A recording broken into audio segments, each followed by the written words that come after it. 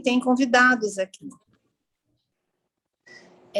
Então, você que não é convidado, não conhece o IBEF, fica um convite aí para vocês irem participar. Sempre tem muitos eventos, né, Flávio? A gente faz coisas bem interessantes. E se tudo correr bem, logo, logo vamos voltar a ser o que nós éramos antes, né? Aqueles eventos nos hotéis, as confraternizações, a gente tinha lá as premiações, e é uma comunidade bem legal. Acho que vale a pena todo mundo poder participar. É gostoso a gente ter os amigos, poder trocar ideias, compartilhar o conteúdo, ter um networking, né? Isso tudo faz com que a gente se desenvolva profissionalmente, isso tudo faz com que a gente cresça, né? Assim, a gente não precisa sofrer sozinho, muitas vezes você faz um bate-papo, né? Tem um mentoring com alguém com mais experiência, isso tudo agrega muito. Então, fica um convite aí para vocês, não é, né? Quem esteja aqui participando hoje pela primeira vez ou não conheça, que possa vir conhecer. Esse é um evento patrocinado pelo IBEF Mulher, mas fiquem tranquilos, homens, está todo mundo no lugar certo, não tem ninguém no lugar errado, a gente abre tudo para outros grupos também participarem. Nós já fizemos a nossa reunião antes, né, de estar aqui com vocês, a gente já estava em reunião, eu e a Gi, né, com outras mulheres lá do nosso grupo, conversando, trocando ideias, né, cada uma contando um pouquinho mais de si. Então, esse é um momento aí que a gente abre agora para todo mundo também. E é uma coisa bem legal, a gente tem um calendário, né? E dentro desse calendário que foi feito aí no ano, tinham vários assuntos, né, que a gente já fez, já cumpriu esse ano. Entre os assuntos, o último nosso foi do Thomas Rioch falando de LinkedIn, viu, Caio? Foi muito legal. A gente grava os eventos, depois fica lá na plataforma, se vocês quiserem dar uma olhadinha. Mas fica à disposição também a minha... Eu já falei para você que é uma troca, né? Da mesma forma como você está aqui, eu também me disponho a fazer com você isso, esse LinkedIn aí. Vou gostar bastante em fazer isso com você. Agradeço muito. Então, falando um pouquinho do IBEF, né? Só terminando um pouquinho mais do IBEF, cadê o Flávio? Aqui. O Flávio aí na capa dele ele já comenta, né? Nós estamos aqui, nós temos os nossos patrocinadores, né? Que Sim. Eles nos ajudam muito com todos esses eventos. Olha que capa bonita aí do Flávio, né? Então a gente tem a Deloitte, a PwC, a Unimed Campinas, a gente tem a Navegar, a Pinóquio Ilustra, a Lemos Advocacia para Associados. E são eles que nos apoiam para que tudo isso que a gente faz aconteça, tem esses eventos. Nossa, muito obrigada para todos esses patrocinadores. Eu desejo um ótimo dia para todo mundo, né? E que eu espero que vocês aproveitem ao máximo, né? Que a gente tenha uma sexta-feira mais feliz de estar aqui com a gente.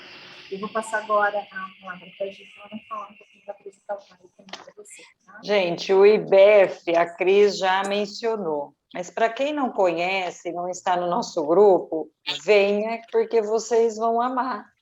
Porque nós temos essa questão de, inclusive, não ter só ou de trazer alguém especial todas as vezes, mas que a gente quer se conhecer, né? O IBEF, ele tem isso, essa questão muito forte do relacionamento entre as pessoas, né? E que fica muito mais fácil, eu falo até quando a gente tem alguma dúvida de trabalho, de poder tirar, ou mesmo pessoal, como a Cris disse, né?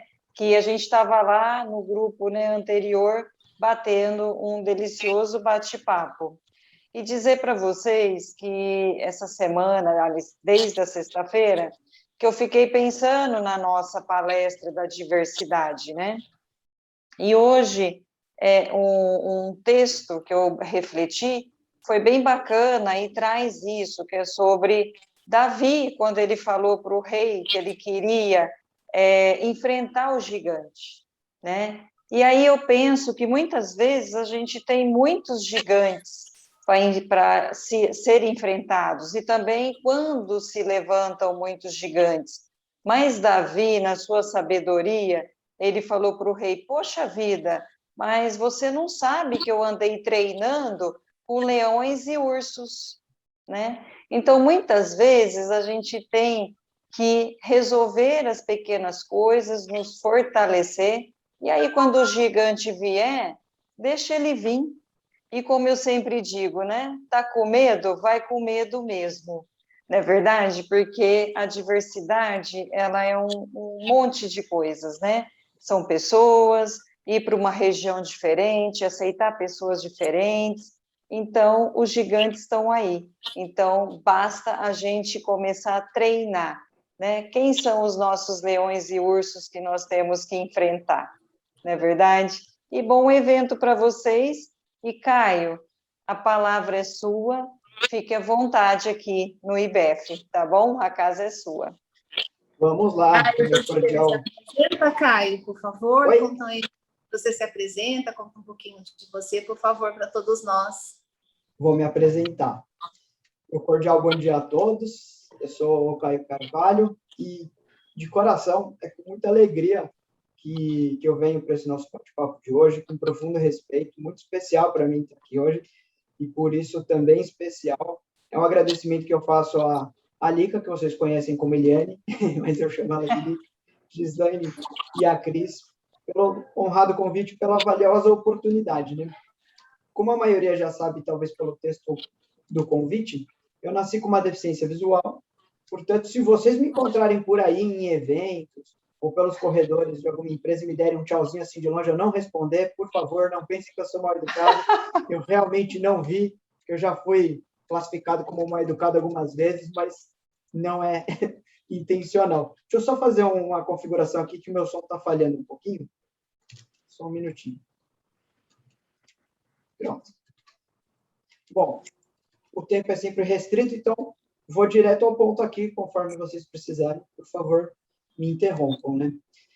Mas conversando com a Gislaine, com a Cristiane, eu combinei de contar um pouco da minha história, abordando aí alguns aspectos de resiliência e de falar também dos valores que foram encontrados e identificados aí no caminho, como a Gislaine introduziu aí na reflexão, os ursos do caminho, né? Os leões aí que a gente encontra, mas que nos preparam. E um pouco também sobre propósito. No final, tudo isso para a gente provocar a seguinte reflexão, né? Será que nós sabemos valorizar o que temos ou focamos realmente na falta? Ou, até mais profundamente do que isso, será que nós sabemos o real valor daquilo que temos? Eu não vou trazer aqui hoje uma mensagem piegas ou copiana, porque eu não acredito nesse tipo de visão da vida, né? Eu vou falar sobre as dificuldades do nosso papel ante as situações difíceis que aparecem e eu não pretendo, claro, ser dono da verdade, eu só vou compartilhar algumas situações que eu vivi e eu peço que vocês levem como comentários, né, aleatórios e o que considerarem útil levem para as suas vidas e o resto a gente pode só esquecer. Mas para que ninguém diga no final da mensagem, Caio, é muito fácil você falar que você não está no meu lugar.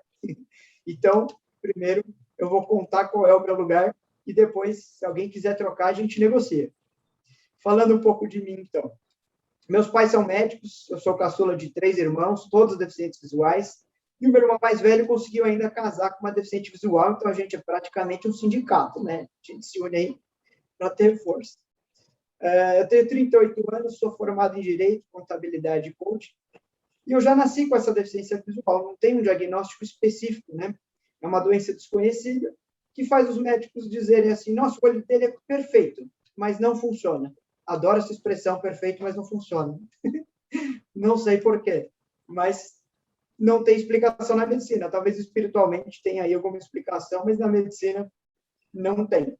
Eu trabalho na Price já há 14 anos e meio, mas é importante dizer aqui, inclusive, que essa atividade com as palestras é algo que eu desenvolvo na pessoa física, né? Totalmente desvinculado da Price.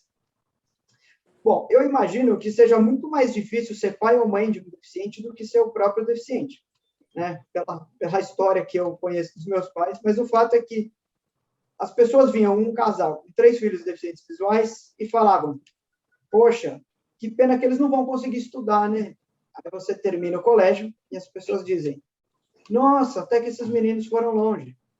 Pena que não vão conseguir fazer uma faculdade. Aí você termina a faculdade e as pessoas dizem, nossa, agora sim, formaram. Pena que não vão conseguir um bom emprego. Eu trabalho na Price, meu irmão do meio trabalhou na Microsoft, no Bank of America, e hoje tem um negócio dele. E o mais velho trabalhou no Santander, JP Morgan, acabou fazendo um MBA em Michigan, ficou por lá um tempo, enfim.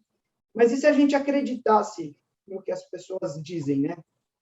Elas não fazem isso por mal. É falta de conhecimento. Elas julgam pelo que elas conhecem, como elas não sabem fazer sem enxergar, elas imaginam que não é possível.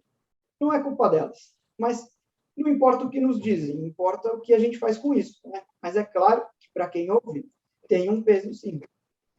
É muito fácil eu falar hoje, porque eu já vivi, mas me colocando no lugar do meu pai, da minha mãe, né, sem saber como seria, só tentando fazer o seu melhor. Se eu tivesse um filho deficiente visual, tendo que lidar com tanta incerteza sobre o futuro, será que eu também não pensaria assim? Né? Eu tenho certeza que eu seria um pior pai do que os meus pais foram para mim. Eles são os verdadeiros professores, entre outros vários que eu tive nessa trajetória e ainda tenho. Mas, independente da intenção das pessoas, o pessimismo delas sobre nós se torna uma barreira a ser superada. Né? Eu pensei aqui alguns casos pitorescos de cada fase da minha vida, só para ilustrar que a diversidade a gente tem desde sempre, né? Desde criança. Então, na escola, quando eu estava no jardim, porque na minha época chamava jardim, né? A professora, sempre que tinha atividade de desenhar, e tinha quase todo dia, né? Ela pegava um pote com lápis, entregava para um aluno e pedia para ele distribuir para os outros. E quando chegava na minha vez de receber o lápis, não importava quem estivesse distribuindo, sempre me dava um lápis sem ponta. Só para eu ter que levantar e lá apontar. Por quê? Isso é maldade?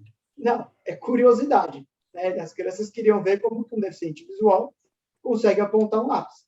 É que cada dia era um que queria saber. Né? Então, o problema é que, para uma criança, isso é dolorido. Todo dia tem que passar por isso, cansa, mas ao mesmo tempo nos fortalece. Né? No primário, o que todo menino faz no intervalo? Vai jogar bola. E quando você não enxerga a bola, o que você faz? Nada, fica sozinho. Mas ficar sozinho também é um grande aprendizado, porque na fase adulta, as pessoas fazem besteiras enormes para pertencer a grupos, né? Só para não ficar sozinho. Então, de novo, na época é dolorido, mas a gente tem valores a partir do aprendizado. No ginásio tinha a famosa guerra de bolinha de papel na sala, né? Mas muito mais legal do que jogar uma bolinha de papel em alguém é jogar no deficiente visual, né? Porque ele não vai ver quem jogou.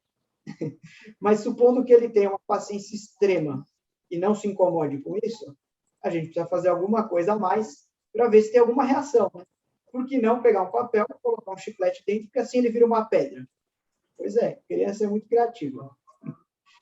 No colegial, eu enxergava um pouco melhor do que eu enxergo hoje, então eu ainda não fazia prova oral, né? Eu fazia prova ampliada.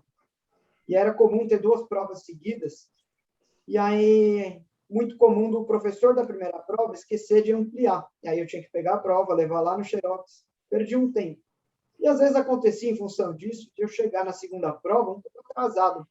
E aí eu falava para o professor, né? Eu atrasei, porque o professor da primeira aula esqueceu de ampliar a prova e tal. E a resposta vinha, não importa. Na minha aula, a prova termina no mesmo horário para todo mundo. Então a gente vai sendo testado aí desde cedo, né? Esse era o tipo de coisa que na minha escola, que era bastante tradicional, se eu levasse para a diretoria, com certeza teriam consequências graves, mas eu nunca fiz isso, né? A não ser quando eu achasse muito relevante, que era muito importante para abrir caminho para os que viriam, mas, em geral, eu não fazia. Eu lidava com o que tinha ali na hora. Bom, depois do colégio, em 2003, eu descobri que eu estava com câncer. Né? Eu tive um linfoma não Hodgkin, que é o mesmo que o Giannichini teve, o Edson celular, essas doenças que só dá em galã, né? Eu tive. E nesse momento, nessa fase aí, aconteceram algumas coincidências, para quem ainda acredita, muito interessantes. Mas a vida conversa com a gente de formas incríveis, né? Por exemplo, no mesmo dia que eu descobri que saiu o diagnóstico confirmando que eu estava com câncer, né? E era um câncer com 70% de morte para 30% de sobreviver, uma amiga minha que nem fazia ideia do que eu estava passando, fazia muito tempo que eu não falava com ela, Ela me mandou um e-mail com uma historinha, dessas historinhas singelas que circulam pela internet, né, com a moral da história. E a história era que tinha um camponês, ele tinha um burro, que já estava velho demais para puxar a carroça, e ele tinha um poço que tinha secado, não dava mais água. Aí ele resolveu jogar o burro dentro do poço, porque assim ele resolvia 2 problemas de uma só vez, né? Jogaria o burro lá e enterraria lá mesmo. Aí ele jogou o burro lá dentro e começou a jogar a terra em cima. Só que conforme a terra caía em cima do burro, ele dava uma chacoalhada, a terra caía para o lado, ele apoiava e subia um pouquinho. O camponês jogava mais terra, ele chacoalhava, a terra caía, ele subia mais um pouquinho, até que ele conseguiu chegar no topo e sair do poço. E a moral da história era essa, que por mais que você já esteja no fundo do poço e ainda vem alguém jogar a terra em cima, faça disso um degrau para sua saída, né? Para sua libertação. Então, ela não fazia ideia da pertinência desse e-mail que ela me mandou. Outro episódio que aconteceu já durante o tratamento, né, foi que, graças a Deus, eu passei muito bem pela quimioterapia. Eu conseguia controlar meu enjoo quase sempre. Mas tinha um remédio que eu não conseguia, passava muito mal. Aí um dia a médica entrou no quarto e falou assim, Caio, hoje você vai tomar o Metrotrexate. Aí eu falei, putz, esse é o que me mata. Aí ela me olhou muito sério e falou assim, não, meu filho, esse é o que te salva. Eu falei, nossa, é verdade. Nem tá mais aqui quem falou. Esse é o que me salva. E aí depois, em 2007, eu entrei na Price, né? Não é à toa que algumas pessoas aparecem na nossa vida. Eu tive um professor de inglês e ele falou assim, Caio, você me disse que vai fazer o processo seletivo da Price? Você me disse que eles marcaram a entrevista com o sócio, né? Mas eu conheço esse processo, porque eu fazia essas entrevistas quando eu morava nos Estados Unidos. E a entrevista com o sócio, ela é a última etapa. O que me leva a crer que eles só estão querendo entender da sua deficiência, para depois saber se te colocam no processo normal, né, de avaliações e tal. Só que você, Caio, precisa se preparar para explicar a sua deficiência. Porque quando você me ligou, dizendo que queria ter aula de inglês, que era deficiente visual, mas que tinha um programa no computador que lia para você, eu confesso, Caio, não entendi nada. Eu precisei vir na sua casa e ver você trabalhando para entender como que funcionava. Então, se prepare para isso, porque os sócios não vão ter oportunidade de vir aqui. Ele me deu esse insight, né? E eu pensei, poxa, como é que eu vou explicar isso para os sócios? Eu resolvi explicar a deficiência em 3 pilares. O primeiro é o que eu não faço e não vou fazer nunca. Então, o exemplo que eu dei para eles era dirigir, né? Eu não vou dirigir. Se o sócio me mandasse fazer uma consultoria lá em Minas, sozinho eu não iria. Uma equipe eu iria, de avião eu iria, mas dirigindo não. O segundo pilar é o que eu faria igual aos demais. Eu sabia que a Price dava muito treinamento. Então, eu falei, olha, eu estou acostumado a assistir aula, mesmo que tenha recursos visuais e tal. Então, a parte de treinamento, para mim, vai ser tranquila. Mas eu pensei no terceiro pilar, que é aquilo que a grande maioria dos deficientes esquece, que é o que a deficiência nos traz a mais. Né? Na época, o exemplo que eu dei para ele foi, olha, fui obrigado a desenvolver muita memória e velocidade de raciocínio. Eu ainda brinquei com ele que o meu irmão mais velho é um engenheiro mecatrônico, não bastasse ser engenheiro, ainda fez mecatrônico. E o meu irmão do meio estava fazendo economia.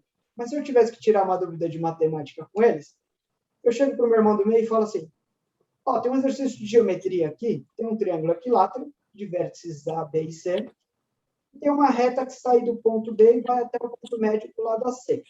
E a gente fazia assim, o exercício de cabeça. Eu chegava para o meu irmão mais velho e falava assim, tem um triângulo ABC, e ele já, não. Se não puser no papel, eu não consigo. E a gente brincava com ele, nossa, que cara atrasado, ele precisa de papel. Nessa hora, o sócio que estava me entrevistando falou, poxa, cara, eu preciso muito mais da sua memória do que da sua visão. Porque para ler eu ponho qualquer um, mas para lembrar de uma solução que foi feita 10 anos atrás para um cliente e que pode ser aplicável hoje, eu prefiro contar com a sua memória. E aí a vida seguiu na Price e quando chegou 2010 eu tive a gripe do H1N1, né? Quase morri de novo, mas eu não morri. E em 2015 eu tive uma doença autoimune chamada mielite, né? Uma doença em que o corpo começa a destruir a própria medula. E eu perdi o movimento das 2 mãos, fiquei 15 dias na UTI, e essa foi o mais próximo que eu cheguei de fazer a passagem. Mas eu continuei. Chegou 2018, em agosto eu tive o H1N1 novamente, pelo menos dessa vez já existia um tratamento conhecido, né? Já existia um remédio. E em dezembro eu tive uma pericardite, que é uma inflamação do coração, de uma membrana do coração, ou seja, uma coisa muito mais simples, mas os sintomas são idênticos a de um infarto. Então, até saber que você não infartou, pode ser que você infarte. E aí surgiram algumas teorias a meu respeito, né, na família. Tem gente que fala que eu sou a prova de que vaso ruim não quebra. Eu prefiro a outra, que é a de que gato tem 7 vidas. Mas ainda assim, o meu primo falou, não fica se achando não, cara, que mesmo que for verdade, você já usou 4. E depois dessa última doença que eu tive em 2015, essa mais grave, veio a terceira teoria da família, né? O Caio parece esse João bobo de criança. A vida põe deitado, ele levanta. Põe deitado, ele levanta. Falei, ó, pode até ser bobo. Enquanto continuar levantando, tá bom, né? Então, falamos aí de algumas dificuldades, adversidades que aparecem pelo caminho e a resiliência que ela demanda, né? E para fazer a transição dessa minha história para os valores obtidos no caminho, eu queria destacar a importância, o valor da experiência, porque é a experiência que nos dá legitimidade para falar hoje e agir dentro de alguns temas, né? Então, eu vou pegar emprestado da minha mãe um exemplo que eu considero mais didático do que eu quero dizer. A minha mãe é psiquiatra infantil e de adulto, e antes que surjam as piadas, quando eu nasci, ela já era formada, ela não fez psiquiatria por minha causa, mas ela trabalha há muitos anos na rede pública. E chegou uma senhora um dia, dizendo que ela achava que estava com depressão, porque o filho dela era deficiente e ela não estava aguentando lidar com as coisas, etc. A minha mãe fez lá os testes dela e disse, olha, a senhora não está em depressão ainda, mas está quase. E quem está se colocando em depressão é a senhora. Não deveria. A senhora precisa se fortalecer para ajudar o seu filho. E foi falando. A senhora estava ouvindo, mas acho que chegou uma hora ela cansou. Aí ela levantou e falou assim, quer saber, doutora? Muito bonito tudo isso aí que a senhora está falando, mas é muito fácil falar quando você não é mãe de um deficiente. E ela já estava quase lá na porta quando minha mãe falou, você tem razão, de um não, de 3, né? Aí ela parou, olhou para trás. Como é que é, doutora? Aí minha mãe falou assim, eu tenho 3 filhos deficientes visuais. Aí, com toda a simplicidade dessa senhora, ela tomou a atitude mais fantástica que ela poderia. Ela voltou, puxou a cadeira, sentou e falou, então, doutora, a senhora vai me desculpar, mas a senhora vai ter que falar tudo de novo. Por que que ela fez isso, né? Porque não era mais alguém de fora, mas era alguém que não só vive o que ela está vivendo, mas vive em maior intensidade.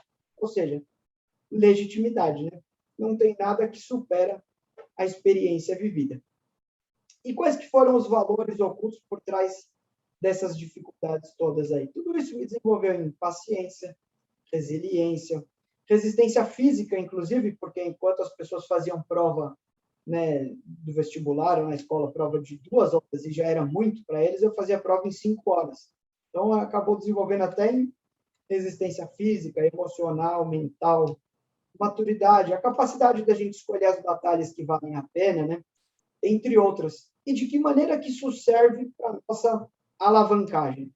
Aliás, antes até, me ocorreu agora um exemplo importante sobre essa questão de escolher as batalhas que valem a pena, né? Eu estava numa dinâmica para profissionais com deficiência, e aí cada um tinha que contar uma história constrangedora que passou, e o grupo comentava a história que ouviram. Aí um dos profissionais falou assim, eu queria contar a história do meu tio, posso? E aí ele começou a contar que o tio dele estava num supermercado, ele tem uma perna mecânica, e aí, na hora de passar no caixa, ele se dirigiu ao caixa para deficientes e gestantes. E a moça do caixa falou, desculpa, senhor, esse caixa é só para deficientes e gestantes. Ele respondeu, eu sou deficiente. Aí ela falou, não é. E eles ficaram nessa, sou, não é, sou, não é. Até que ele levantou a calça, arrancou a perna e jogou no chão. E falou, e aí, sou ou não sou? E nessa hora, fora de brincadeira, todos os da dinâmica aplaudiram e começaram a falar, isso mesmo, tem que fazer assim mesmo, não pode aceitar. Ficou aquele barulhão na sala. Né? Aí eu pedi a palavra, e mais uma vez, sendo a ingênua voz solitária do deserto, eu disse, eu discordo. E mesmo sendo deficiente visual, eu pude sentir o olhar de ódio da maioria depois que eu falei que discordava. Mas eu falei, sabe por que eu discordo? Porque quando essa moça falou, desculpa, senhor, esse caixa é para deficientes, ela estava defendendo o direito de quem? Dos deficientes, é claro. Ele poderia ter dito que tem uma perna mecânica, mas que como ele estava de calça, não ia dar para ver.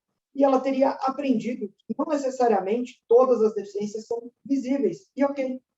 Mas o que aconteceu na verdade? Eu falei para ele, né, o seu tio só fez ela se sentir constrangida e muito provavelmente, para não passar por isso de novo, daqui para frente ela vai deixar qualquer um passar no caixa. E quem perde com isso? Os próprios deficientes. Né? As pessoas não fazem as coisas por maldade, na grande maioria por desconhecimento. E nós podemos, nós como deficientes, né, falando com ele, podemos trazer esse conhecimento para elas. Porque todas as nossas atitudes podem gerar inimigos ou aliados. Né? E o nosso papel é construir pontes e não aumentar as distâncias. Mas voltando, de que maneira tudo isso que a gente passa ao longo da vida serve para alavancar? Né? A vida me exigiu esse desenvolvimento. Tudo que eu fui aprendendo, os leões do caminho, né, José? A vida me exigiu. Eu vou dar um exemplo para quem é advogado aí sabe a dificuldade que é a OAB, né? Passar na OAB e tal. Eu fiz a primeira fase sem cursinho, mas a segunda eu precisava, porque eu não tinha experiência prática, né? Eu estudava, eu ia para a faculdade de manhã e à tarde eu tinha que ficar ouvindo a aula que eu gravei e digitando para eu poder estudar. Então não dava para fazer estágio, não tinha experiência prática. E pela coincidência da vida, eu tive aula no cursinho com uma professora que já tinha dado aula para um deficiente visual. E ela falou, Caio, você precisa fazer um requerimento para a OAB para que eles coloquem uma pessoa para ler a segunda fase para você e que essa pessoa seja um advogado. Né? Na época, a prova era consulta. Aí ela mesma redigiu lá o requerimento para mim. Cheguei no dia da prova, sentei na frente, cheguei bem cedo e comecei a conversar com a pessoa que ia ler a prova para mim. Né? Eu falei assim, então o senhor é advogado? E a resposta foi, não. Eu falei, não? A pessoa falou, eu estudei Direito, mas eu me formei em 1980 e eu nunca mais exerci. Eu falei, entendi. E hoje o senhor é o quê? Professor. Aí já me deu até um alívio, né? Eu pensei, não exercer a advocacia, mas é professor. Falei, professor do quê? E pensando, qual matéria, né? Direito penal, direito civil. Aí ele falou, turismo. Falei, entendi. Bom, mas o senhor está acostumado a manusear os livros, né? Porque são livros complicados. E nessa hora ele se ofendeu. Ele ficou bravo. Ele falou, eu não vejo dificuldade nenhuma de manusear um livro. Qual que é a dificuldade? Aí, para dar uma amenizada, né, eu falei, não, veja, é que toda vez que eu peço para os meus pais lerem alguma coisa, meus pais são médicos, e aí eles estão acostumados com um único tipo de índice, né? Mas o livro de direito tem o índice alfabético remissivo, o índice cronológico, como se medicina não tivesse dificuldade, né? Mas é o que me ocorreu na hora para amenizar. Aí ele falou, eu não vejo dificuldade nenhuma. Eu falei, tá bom. Aí a prova era uma peça e 5 questões, eu resolvi começar pela peça e comecei a ditar para ele. Falei, escreve aí, por favor. Excelentíssimo senhor, doutor, juiz de direito. Aí ele, não. Como que se escreve excelentíssimo? Aí eu pensei, caramba, ditar a prova é uma coisa, soletrar é outra, né? Se eu tiver que soletrar, a gente não termina. Eu falei, mas espera aí, soletrar essa prova a gente não termina hoje. Ele falou, não, mas um bom português é essencial para um bom advogado. Aí eu vi que a coisa ia complicar ainda mais, né? Falei, olha, ok, eu concordo, mas essa regra é da OAB, da CESP ou sua? Aí ele falou, não pode ditar que eu vou escrever. Ou seja, estava inventando regra no meio da prova, né? Mas tudo bem, seguimos. E aí, quando chegou na hora de consultar os livros, ele se perdeu. Ele começou a virar as páginas desesperado e falou, essa prova é para louco, não é possível. E eu pensei, falei que os índices não eram assim tranquilos. Então, enquanto as pessoas normalmente estão acostumadas a controlar o próprio nervosismo na prova, eu tinha que controlar o dele primeiro. E no meio da prova, ele tem direito a sair para comer um lanche. Colocaram uma pessoa para substituí-la. Ok. Mas a pessoa não era advogada. Então, não estava fluindo, eu tive que esperar ele voltar do lanche. Perdemos muito tempo. E aí eu resolvi responder as questões de cabeça, porque não ia dar tempo de consultar mesmo. Por ironia ou não, eu não fui aprovado por erros ortográficos. Olha o excelentíssimo aí. Mas está certo, né? Ser reprovado de cara, porque a prova não pode ter identificação, né? Não pode estar escrito que a prova foi realizada por deficiente visual. Depois eu entrei com recurso, eles reconsideraram e eu fui aprovado. Um outro exemplo. Eu tive um trabalho que era conjunto entre 2 departamentos da empresa. Em uma das frentes ficou eu como consultor e um trainee de outro departamento. Esse trainee, na sua imaturidade, pensou que, pelo fato de eu não enxergar, eu não ia perceber que ele não estava fazendo o trabalho. Mas eu era responsável por revisar o trabalho todo, então encurtando a história aqui, né? Eu pedi para ele me enviar uma prévia para eu revisar. E aí ele teve que assumir que ainda não tinha feito nada, ficou muito bravo. Tivemos ali uma discussão muito rápida, mas intensa. E qual que é o ponto aqui? O ponto é que só estava eu e ele na equipe. Para sair para almoçar ou para ir ao banheiro, eu dependia dele. Imagina a situação, né? Normalmente, quando as pessoas discutem, elas não querem nem ficar perto uma da outra até o dia seguinte, pelo menos. E eu ia ter que pedir para ele me levar no banheiro, me levar para almoçar. Consegui fazer isso? Sim. Agradável? Não, mas consegui. O professor de turismo na OAB já tinha me treinado bem para lidar com o nervosismo dos outros. Mais um último exemplo aqui.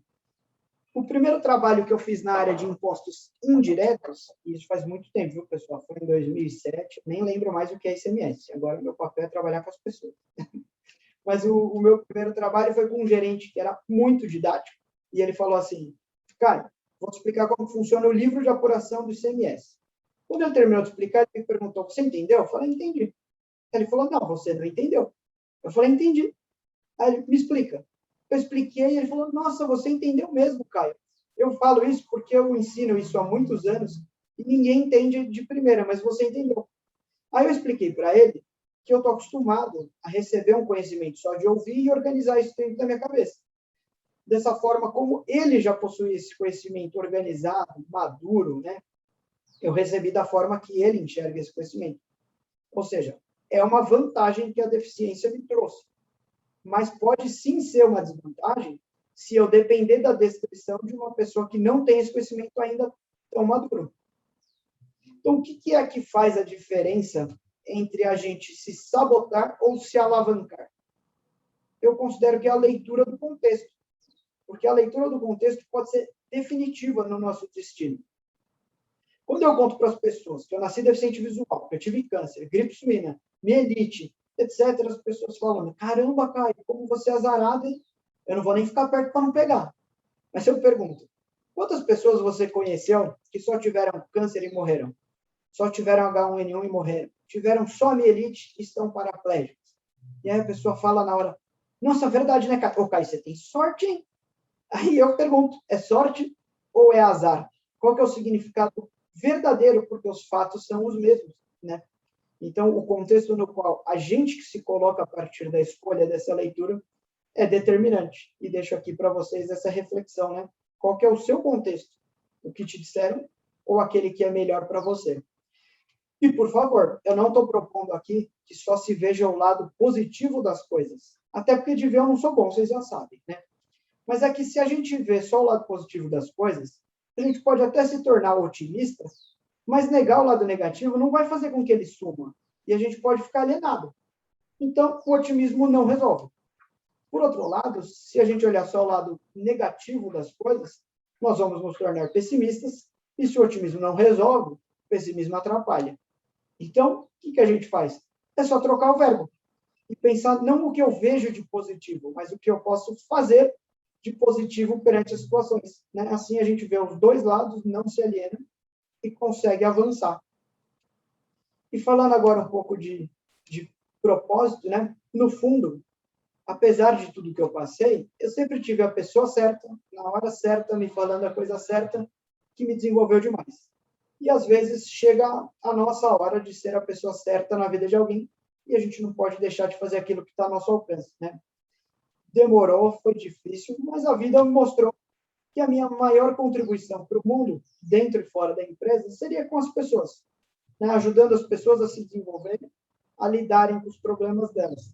É claro que isso não acontece da noite para o dia, é um processo de autoconhecimento mesmo, mas toda essa trajetória, essas dificuldades, tudo isso fez com que, em função de algumas habilidades que eu fui obrigado a desenvolver pelas pancadas da vida, eu conquistasse um espaço na empresa, né? E a confiança da liderança, que gentilmente me permitiu, a partir daí, a participar de algumas questões estratégicas, né? Hoje, dentro da empresa, eu atuo diretamente no desenvolvimento de pessoas e, nesse caminho, eu identifico melhorias de processo, proponho para a liderança e a gente amadurece e implementa o que é possível. E fora da empresa, eu atuo como coach e palestrante, tentando evitar que os outros precisem passar pelos mesmos tropeços que eu passei, ou ajudando eles a saírem das situações difíceis na qual se colocaram. É fácil esse caminho? Nem um pouco, nem para mim, nem para a empresa. Mas valeu a pena. Valeu para nós dois, né? Encontramos um caminho produtivo e ainda temos muitas coisas boas para colher. E falando um pouco sobre essa questão de diversidade nas empresas, eu vou focar, claro, na questão da deficiência, porque é onde eu tenho mais legitimidade para falar, mas os conceitos são aplicáveis a várias situações, né? Qual que será a verdadeira deficiência, né? Quem que é deficiente? Eu considero que deficiência é só uma ferramenta que nos falta. E para todo mundo falta alguma coisa. Se eu tiver que entregar um trabalho em alemão, será que todo mundo aqui fala alemão? Se eu precisar fazer um relatório em russo? Então, sempre falta alguma coisa. E aí, por esse aspecto, eu poderia dizer que todos são deficientes. Mas como eu sou mais positivo, eu não diria que são deficientes. Deficientes não, insuficientes. E se somos todos insuficientes, qual é a única forma de sermos completos? Juntos.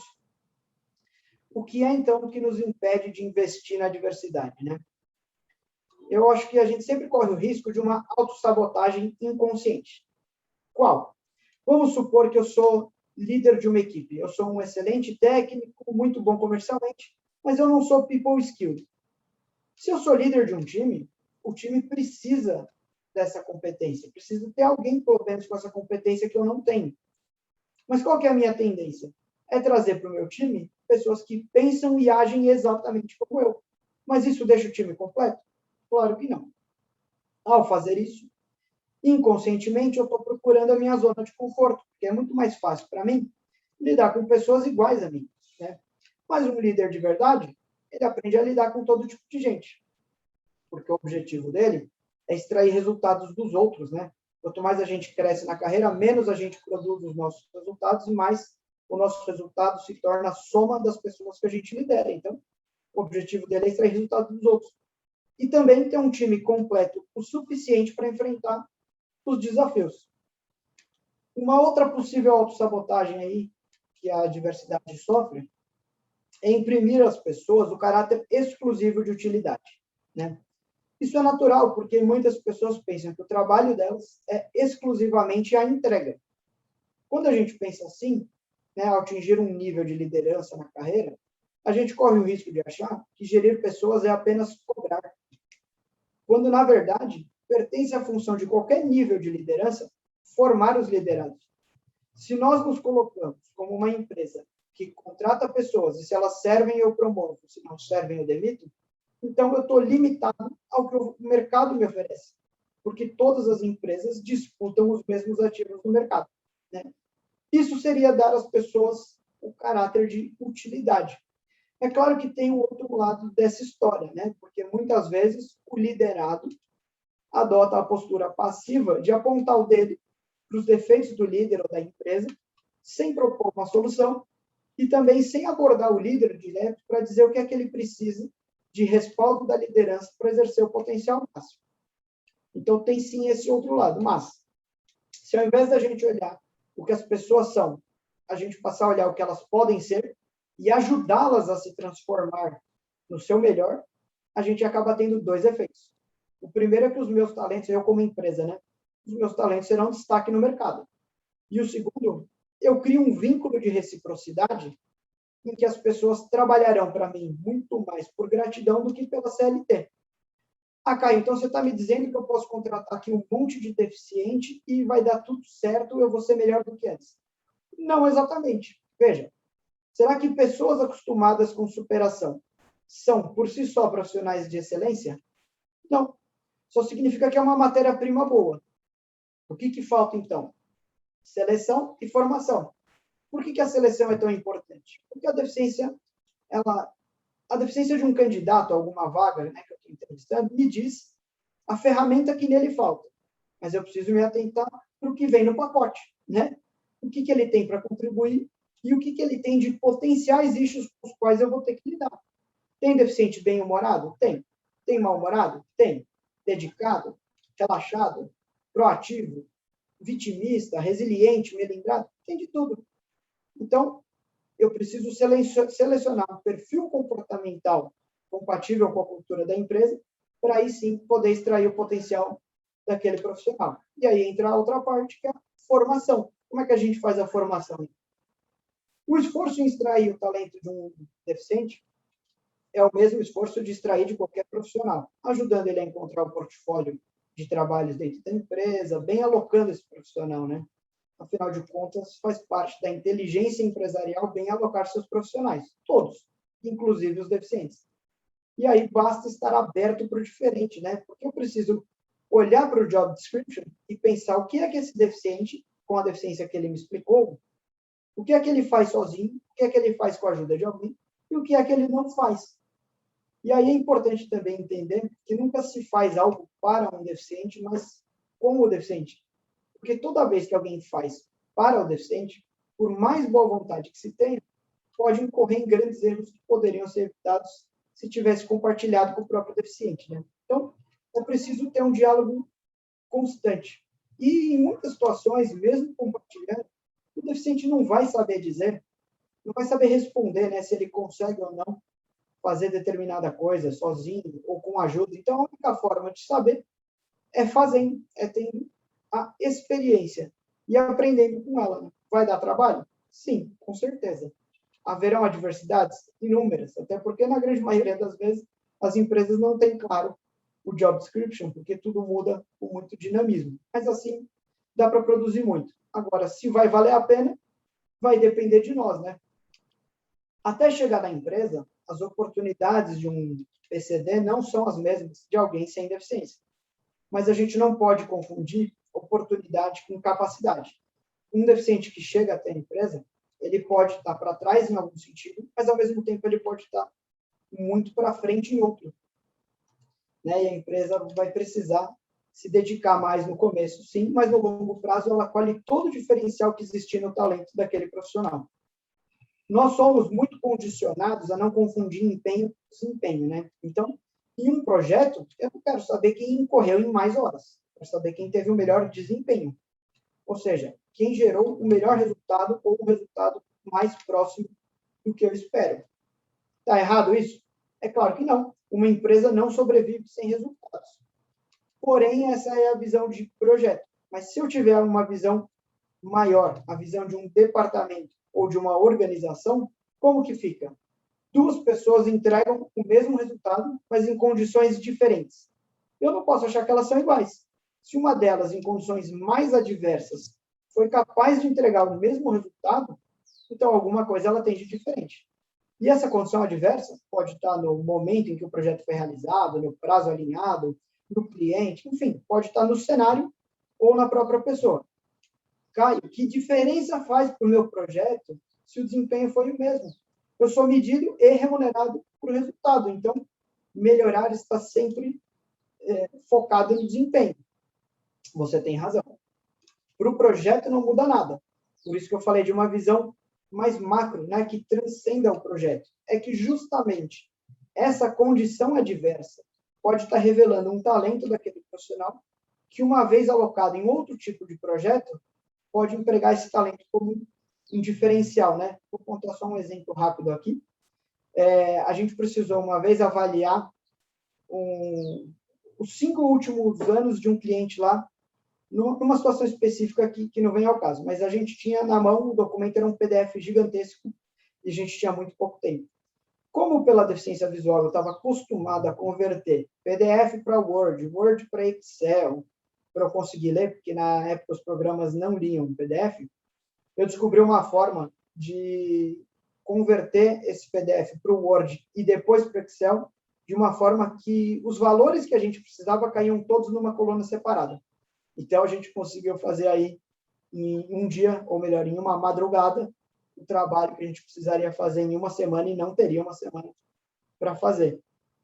Então, a adversidade que eu passei para fazer em outros trabalhos, nesse se revelou uma solução, né, pelo conhecimento que eu tinha adquirido de como fazer as informações caírem exatamente onde a gente precisava.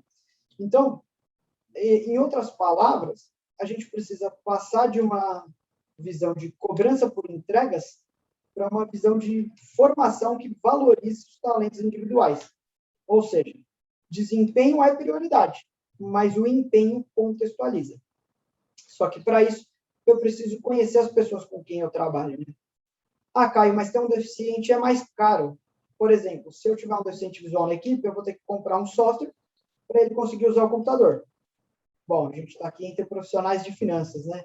Deficiente é caro a depender do quanto ele gera de retorno. É mudar a visão de custo ou receita para margem, né? Então, resumindo tudo que dissemos aqui hoje, eu falei algumas coisas que a gente pode prestar atenção como indivíduos e eu falei algumas coisas que a gente pode prestar atenção como empresa. Como indivíduos, todos passamos por adversidades e as minhas não são maiores nem menores do que as de ninguém.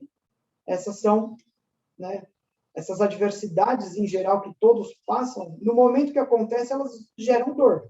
Por isso a gente não pode negar que são sim desagradáveis. Mas quando elas passam, elas deixam um legado de valor que é a experiência. As experiências que eu tive geram um repertório de recursos que eu posso utilizar para promover a minha autoalavancagem profissional ou o que for. Desde que eu enxergue esse valor, né? Eu conheça esse valor, para que aí sim eu consiga extrair da experiência o que ela tem de melhor. Como empresa, numa empresa devemos lembrar que a empresa nada mais é do que um grupo de indivíduos, né? Que ocupam hoje alguma posição de liderança em qualquer nível ou que pretendem ocupar um dia. Então eu continuo falando com o indivíduo, mas com outra visão. Se a empresa é um grupo de indivíduos e todos individualmente são insuficientes para vencer os desafios que se apresentam aí, para que eu maximize, né, a minha capacidade de reagir aos desafios, eu preciso ter na minha equipe pessoas diferentes. Porque em uma empresa, se duas pessoas pensam exatamente igual, uma delas é desnecessária, né? Essa é uma frase famosa do Peter Drucker.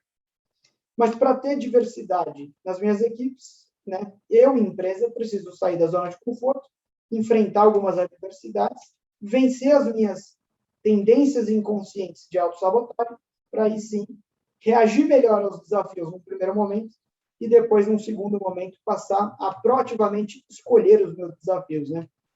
Agora, com um evento como esse, com pessoas como a Gislaine, a Cris e a Lica, eu tenho certeza que estamos num excelente caminho, né?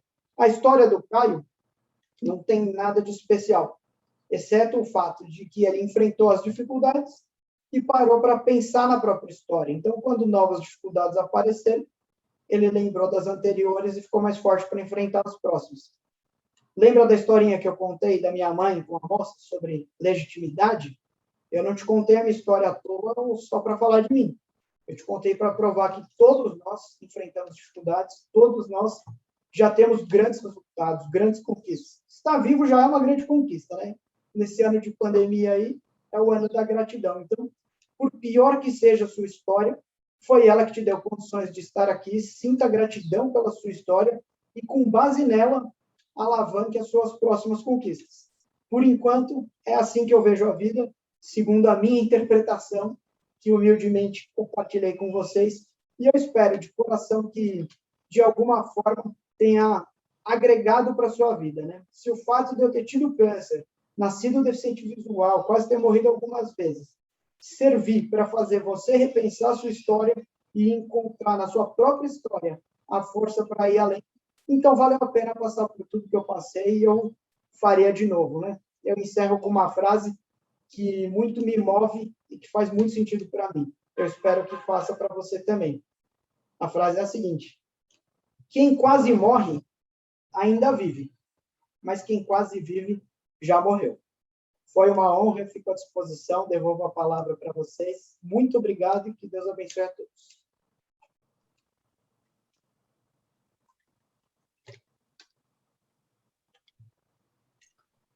Caio, muito bom, né, Gi?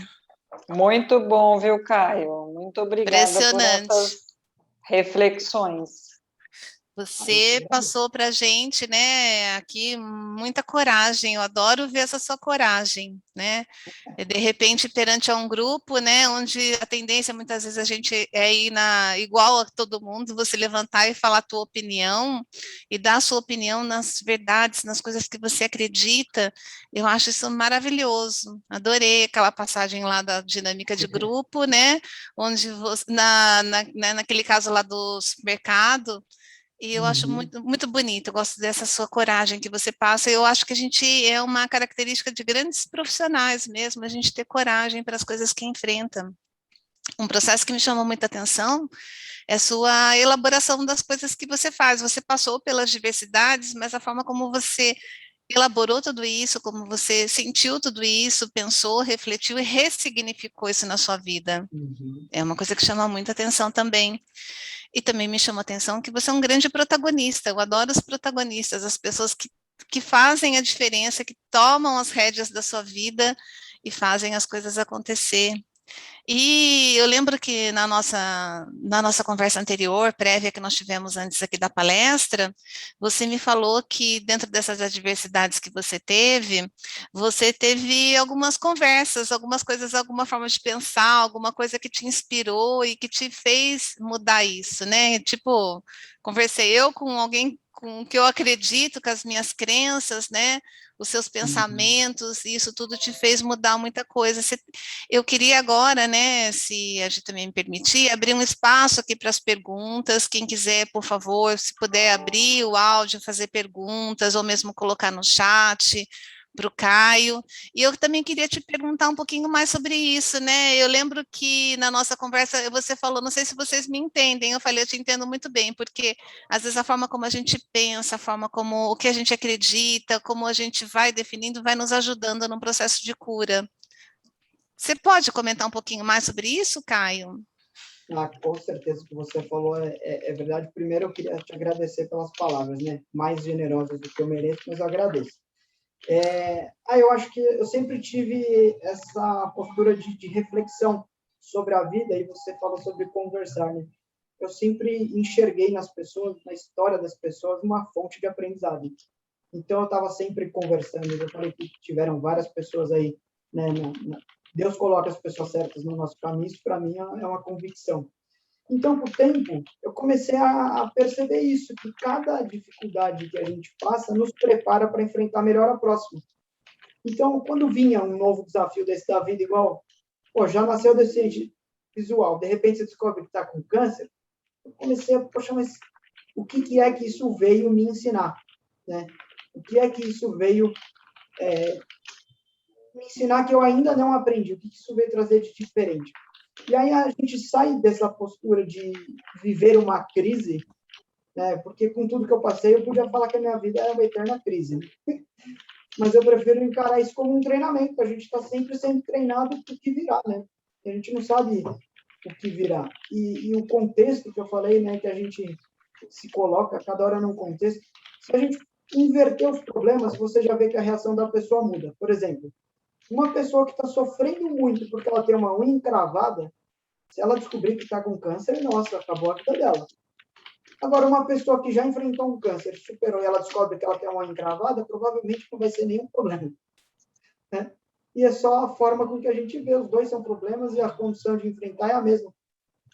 Então, acho que eu sempre tive esse olhar de constante aprendizado e de estar sempre contando com as pessoas. Né? Ninguém faz nada sozinho. Então, eu aprendi muito com todo mundo que Deus colocou ao meu redor.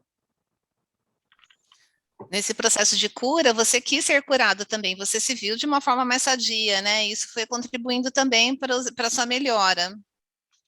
Sim, eu queria avançar, eu não sabia o resultado final, né?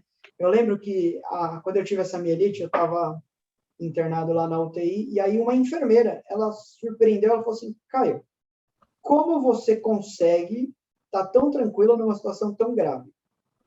E, assim, eu respeito a crença de cada um, mas eu tenho fé em Deus, né? Eu acho que sem a fé, muito dessa minha história teria sido diferente. Aí eu falei para ela, não, é que eu sei que eu estou exatamente onde Deus quer. Então, se Ele quiser que eu saia, eu vou sair. Se Ele não quiser, eu também não vou sair daqui. Mas o meu papel é aproveitar o agora, né? É extrair desse momento. Então, eu acho que é muito de... Eu não me preocupava com o final. Me preocupava em... Quando eu recebi o diagnóstico do câncer e a minha família ficou, né, bastante preocupada, eu tinha certeza que eu ia ser curado, porque na minha cabeça veio o seguinte: quem faz a lição de casa passa de ano. Então, eu tinha certeza que se tem tratamento, independente da porcentagem de cura, o que eu preciso fazer é seguir tudo que a médica mandar com disciplina. E assim foi. Graças a Deus deu certo. Que A bom. Deus e as pessoas ao redor, né? a tua fé, a tua disciplina, né? Essa forma de pensar te ajudou muito, isso é maravilhoso. Eu sempre reflito um pouquinho, né? A gente fez a mesma escola de coaching, né? Tanto eu quanto Uhum. o Caio, e eu gosto muito de que eles falam que a gente tem que colocar tudo numa linha da vida, né? Às vezes eu vejo alguém sofrendo uma dor intensa, alguma coisa assim, eu falo, vamos colocar isso numa linha? Qual que é a coisa mais difícil, a pior coisa que poderia te acontecer? O que seria o pior evento?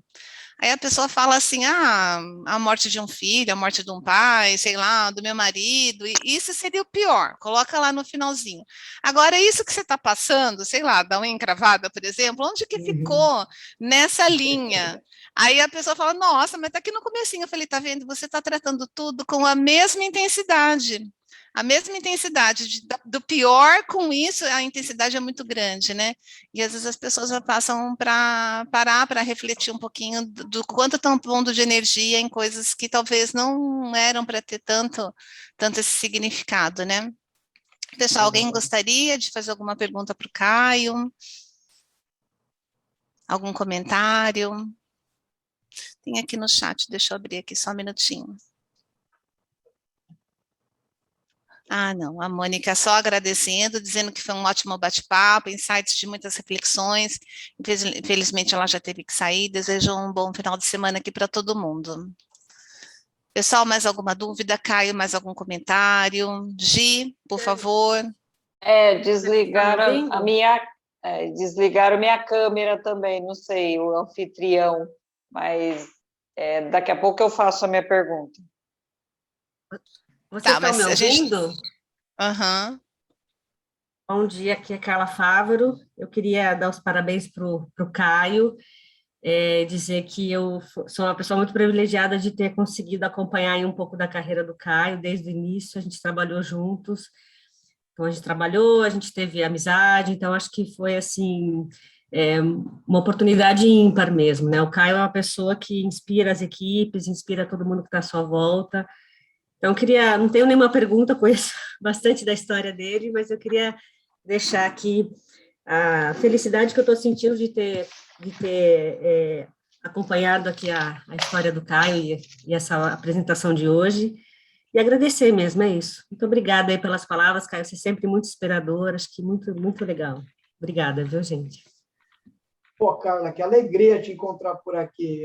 Só vou corrigir aí o que você falou, porque você não acompanhou a história, né? Você foi coautora dessa história, né? Carla foi uma das pessoas determinantes aí para eu conseguir encontrar a minha melhor versão dentro da empresa e conseguir tentar uma atuação que realmente fizesse diferença, né? Coloquei a Carla em muitas sinucas de bico, dei muito trabalho, mas sempre pude contar com ela e deu certo, né, Carla? Graças a Deus. Sempre. E você está sendo muito modesta. É você que sempre inspirou a gente, sempre colocou muita força em tudo, assim. Acho que você talvez não saiba o efeito que você sempre fez, assim.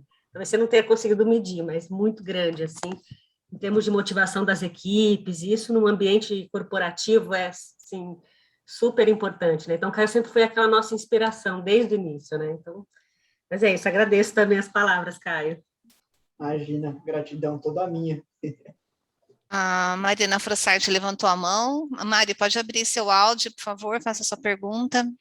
Oi, Caio, tudo bom? Tudo bem, Tudo você? bem com vocês? Caio, acompanhei aí, eu adorei seu relato de vida, sua experiência inspiradora. Gosto muito desse assunto de diversidade, é algo que eu sou fascinada. Diversidade, inclusão, essa parte de pensar no outro, né? Com mais carinho, com mais empatia. E eu acompanhei aí que você falou que hoje você atua na Price, né? E inclusive na parte de desenvolvimento humano. Eu queria perguntar, antigamente, né, há uns anos atrás, não era comum vermos líderes dentro de empresas que tivessem alguma deficiência, né? Isso não era muito comum. Hoje, a gente vê que por conta desse tema estar muito em alta, várias empresas, grandes empresas, pequenas, médias e grandes, elas estão investindo nesse tema cada vez mais, incluindo, né, pessoas com deficiência, e também em relação também a pautas raciais, LGBT, enfim, incluindo pessoas que estejam à frente desse assunto para tratar melhor dentro das empresas, com mais empatia e igualdade a todos. Eu queria saber qual é a importância que você vê relativamente desse tema e também do seu papel como deficiente dentro da empresa, né? Qual que é a relevância de ter um líder à frente do desenvolvimento humano dentro da organização? Poxa, muito bom saber do seu interesse e temos aí em você mais uma aliada nesses temas, né?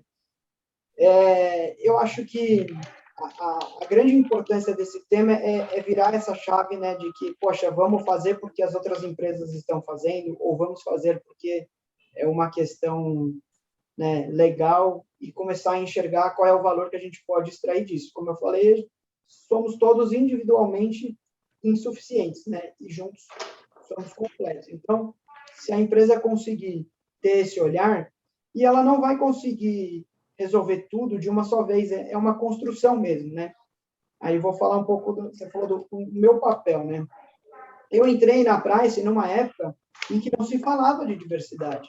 Eu não entrei como a cota dos deficientes. Olha como que eu entrei na Price. Eu simplesmente me inscrevi no programa de trainee. Quando eu recebi o e-mail dizendo que estavam abertos e tal, eu liguei lá e perguntei: vocês têm um processo seletivo específico para deficientes? E a pessoa do RH foi da maior honestidade possível. Ela falou: não sei. Eu não sei, mas eu vou verificar e eu vou. E aí, quando ela voltou, ela falou: Caio, nós não temos um processo específico, mas a gente quer te conhecer. Então, se você aceitar, temos uma entrevista marcada para você com 2 sócios no dia tal. Então, eu fui o primeiro deficiente do quadro técnico, pelo menos da Price, numa época que não existia nem o processo seletivo, não existia comitê, e isso mostrou que a Price já naquela época tinha esse olhar, né, eu lembro que uma pessoa do RH usou uma frase que eu nunca vou esquecer. Ela falou: Caio, nosso grande diferencial é que nós temos pessoas muito diferentes com o mesmo objetivo, pessoas de origens diversas. Foi naquela época a frase que eu ouvi quando não se falava em diversidade. Então, foi uma construção dos dois lados, né? E eu sempre falo isso, a Price nem sempre acertou comigo, mas ela sempre quis acertar. Então, fica fácil quando você tem a vontade e os dois lados trabalham juntos. Eu acho que o meu papel, hoje, ele é bom nessa parte de querer mostrar que pode dar certo, que dá para extrair resultado e não só cumprir uma determinação, mas ele é árduo num outro sentido, de que eu sou contra essa história de transformar os temas numa luta, né? Como eu falei, a gente tem que conquistar aliados e não inimigos. A gente tem que construir pontos e não aumentar as distâncias. E eu sou um pouco, às vezes, a voz isolada aí, porque eu acho realmente que a gente vai ter um modelo perfeito quando a gente conseguir colocar os deficientes produzindo resultado dentro do que eles podem, dentro do que eles são diferenciais. E isso leva um tempo para descobrir, né? O próprio deficiente entrando trainee, eu não tinha o autoconhecimento que eu tenho hoje quando eu entrei trainee. Então, é uma experiência que precisa ser construída. Mas a gente consegue. E a gente não precisa, da noite para o dia, querer tudo perfeito. A gente precisa estar sempre caminhando, né? E acho que esse é o meu papel, é manter a intenção de chegar nesse ideal sempre ativa. Não sei se eu respondi completamente a sua pergunta, mas, por favor, vamos para o desdobramento, se falta. Respondeu sim, obrigada, viu? Ótimo. Eu que agradeço. Gislaine também levantou a mão. Gislaine, vamos lá. Está com o som fechado, tá, Gi? Muitas vezes, Caio, pegando esse gancho, você entrou numa grande companhia, tá certo? Que é a PwC, e tem outras que a gente sabe que tem trabalhos fantásticos, né, com a diversidade.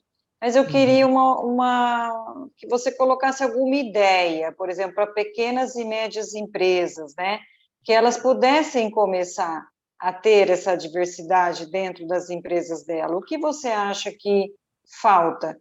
Eu penso que às vezes não é dinheiro, mas você vai poder falar para a gente. Eu acho que falta a coragem de começar e aceitar começar pequeno, bem pequeno mesmo, né? Às vezes eu não consigo contratar um PCD diretamente para o que é o core da empresa, mas se eu conseguir contratar para alguma atividade e já começar a ter esse contato, esse conhecimento, né? Eu vivi um exemplo que eu achei assim espetacular, como a vida ela mostra que as coisas realmente funcionam, né? Eu tenho uma amiga de infância que, quando ela começou a fazer faculdade, ela entrou na sala de uma moça que o irmão dela tinha uma deficiência, mas a deficiência não era física, era uma deficiência mental, né? Então, ela não tinha nenhum contato com deficiente visual. O irmão dela era deficiente, mas não era. E eu sempre andei, cada deficiente descobre aí suas adaptações, né? Eu sempre achei melhor andar com a mão no ombro das pessoas do que de mão dada ou segurar no braço, porque a pessoa, em geral, quando ela desce um degrau, ela levanta a mão, né? Então, a informação engana o deficiente visual. Então, eu sempre andei com a mão no ombro dessa amiga minha. E um dia, coincidiu de eu estar sentado no banco de trás do carro e ela passar para buscar essa amiga dela, que nunca tinha me visto. Só que a gente estava do mesmo lado do carro. Quando a gente desceu, automaticamente essa menina pegou a minha mão e pôs no ombro dela. Ela não parou para pensar, foi automático. Por quê? Acho que pela convivência que ela já tem com o irmão dela, de ter sempre que estar ajudando, aquilo se tornou natural para ela. Então, acho que esse é o primeiro passo, é aceitar começar pequeno e ter um contato, né? Começar. Eu vi um exemplo muito bom da Padaria Real de Sorocaba, para quem não conhece, vale a pena, desenvolveu um trabalho muito bom. E o dono da rede, né, ele deu um depoimento falando, a gente começou por uma questão legal, mas depois de ter feito todo esse processo, nos tornamos seres humanos melhores, mais do que profissionais, porque a gente aprendeu a conviver com a deficiência e enxergar isso com naturalidade. Então, eu diria que é isso, é a coragem de começar e aceitar que sejam passos pequenos, não querer fazer coisas tão grandiosas de cara, né? Construir um tijolo de cada vez. Muito legal, Caio. Obrigada, viu? Eu que agradeço. O mundo está ficando muito bonito, ainda tem muita coisa que melhorar, né? Mas às vezes eu assisto algum filme, coisas do passado, em épocas, sabe, que eu vejo tudo que foi feito, ou mesmo com relação à mulher, ou com os negros, e eu falo, nossa, gente, mas que tempo foi esse, né? Que era aquilo, né? Como é que pode? E eu sou muito feliz pelos dias de hoje, eu sei que tem uma grande jornada ainda, né? Tem muito o que ser feito, mas eu acho que a gente está num caminho brilhante, está num caminho muito bonito. Acho que as coisas vão, espero que sejam bem melhores. Tem muitos tropeços aí, né? Ainda, né? Tem muita coisa que melhorar. Mas com certeza isso já está no caminho. E tem uma palavra sua que eu achei bem bacana, Caio, é que você fala que deficiência é algo que nos falta, né? E sempre tem algo que nos falta, somos todos deficientes ou insuficientes, né? Suficiente. E a gente aceitando um pouco da nossa insuficiência ajuda a gente também a entender a insuficiência dos outros. Acho que esse é o trabalho mais difícil, a gente entender a insuficiência, o limite, as possibilidades dos outros, aceitar isso, diminuir a nossa arrogância, a nossa prepotência, ampliar nossa humildade, são características importantes, que é um exercício diário, não é fácil, é um exercício diário que nós temos aí. Lapidar o nosso ego, né? O ego é um dos grandes Nossa, sabotadores aí. Como nem ele age de fale. maneira sutil, né?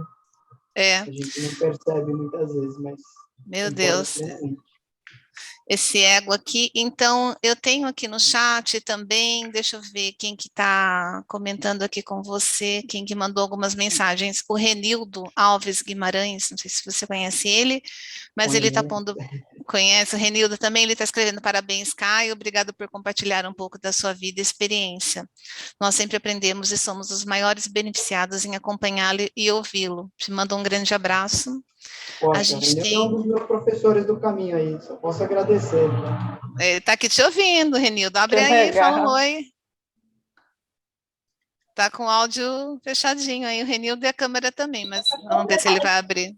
Oi, Caio. Também estou te ouvindo aqui desde o início, que eu estou na rua. Por isso eu estava com a câmera fechada.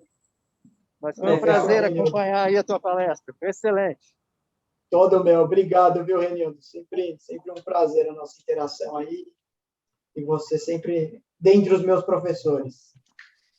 Isso tem de bom, né? A vantagem da gente estar fazendo as coisas online, né? Um dia a gente vai voltar, mas hoje a gente já teve reunião com gente que estava no Ceasa fazendo compra e acompanhando nossa reunião, e aqui ele também fazendo as atividades, mas acompanhando, então isso ampliou muito mais, né? A gente Ampliou, com atende, a certeza. Mariana, por exemplo, está lá em Vitória, está todo mundo distante. Se esse evento fosse presencial, possivelmente, talvez a gente não tivesse as pessoas que a gente tem aqui hoje. Isso é um privilégio verdade. também aí da tecnologia. A Letícia Michelucci, ela também mandou, né, te deu os parabéns, disse que foi sensacional te ouvir no dia de hoje, está te agradecendo bastante. Não sei se você conhece a Letícia. Conheço. Conhece também? Opa, o Obrigado, pessoal viu? aqui são os seus fãs aqui que A estão aqui. PwC nos une, né? A PwC apresentou grandes pessoas aí para mim. Obrigado, Letícia. E o Legal. Rotaniel, nunca tinha escutado alguém com esse nome. Rotaniel também te mandou os parabéns. Não sei se você conhece ele. Não, mas eu agradeço as palavras. A Eliane Riscala também, tá? Tá mandando agradecendo, diz que foi muito bom bate-papo, desejando um final de semana para todos. Assim E eu seja queria pra saber se todos. alguém tem mais alguma pergunta, mais algum comentário. Eu sou Ana Oliveira, eu estou aqui honrada com esse bate-papo. A Lica e o Caio foram meus padrinhos de casamento juntos. Conheço a Lica da Price desde 2001, o Caio também conheci quando eu voltei para a Price em 2007. E é sempre muito bom ouvi-lo. Ele é meu grande amigo, inclusive a gente está combinando ver se a gente se encontra amanhã. E queria parabenizá-lo pela história, que é um exemplo de vida para todos nós. A família dele é muito, muito, muito querida. Eles são simplesmente, vocês perceberam, eles são seres fantásticos. O Caio está de parabéns, a Price está de parabéns de tê-lo como profissional. Ele é inspiração para todo mundo que passa na vida dele. Caio, parabéns. Obrigada pelas palavras. Desculpa minha voz, estou rouca aqui, gente. A Ana me deixa sem palavras, né? A Ana é muito especial, acompanhou muito da trajetória também dentro da Price e depois amigos verdadeiros, extrema consideração pela Ana. E a título de curiosidade, o gerente didático que eu comentei no exemplo que eu tive é o marido dela, o Zé Roberto. Eu desconfiei. Eu desconfiei. É o senhor seu marido. Então, esse casal aí tem uma participação muito especial na minha vida e é mais um motivo que me faz crer que Deus gosta muito de mim pelas pessoas que ele me apresenta. E o Caio é sempre muito modesto e com palavras sempre de levantar nosso ânimo. Com certeza. Obrigada, gente. A Lica não parabéns ao IBEF, parabéns, Lica, por trazer o Caio para participar dessa conversa com a gente. Parabéns para o Caio, para a história de vida dele, ele é uma pessoa incrível, eu sou amiga dele há menos tempo, mas tive a honra de ser madrinha, e ele foi padrinho da Ana e do Zé, isso é uma coisa que eu tive muito carinho, tanto pela amizade que eu tenho com o Zé, como a que eu criei com o Caio, que é uma pessoa admirável, assim, ele, como a Carla Fávoro colocou, assim, ele sempre traz coisas boas para a vida da gente, seja em que momento for, seja por telefone, seja presencialmente, seja numa mensagem de WhatsApp, e ele é um super exemplo a ser seguido e merece todo o parabéns e assim, o sucesso. Que a gente possa escutar ele tantas outras vezes como essa. Poxa, Lica, só posso te agradecer pelas palavras e se estou aqui, né, nesse evento que está acontecendo é por sua causa. Então, obrigado mesmo e faço minhas as suas palavras, é totalmente recíproco, sempre uma troca edificante. Vira e mexe, eu ligo para a Lica, a gente fala pelo WhatsApp e a conversa vai longe. Só não sei quem é a Eliane. Quando o pessoal fala, eu falei para a Eliane, quem é a Eliane? Leva um tempo para eu vincular o nome à pessoa. Legal.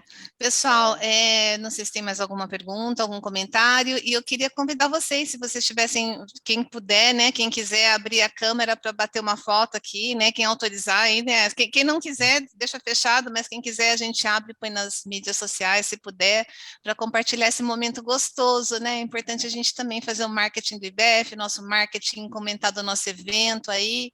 Então, eu vou... Ai, o Renildo até tirou a máscara. Olha que chique, Caio.